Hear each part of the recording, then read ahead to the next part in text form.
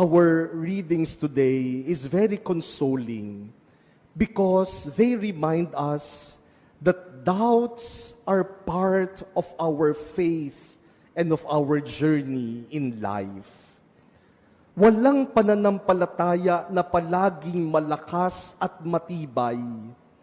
Walang pananampalataya na hindi nagdududa at hindi nag-aalinlangan.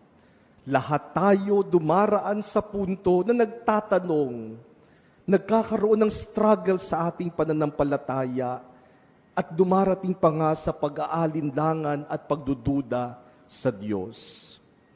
Doubts are very much part of our Christian life.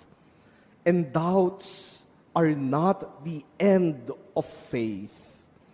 In fact, our doubts can be the beginning of a deeper and stronger faith.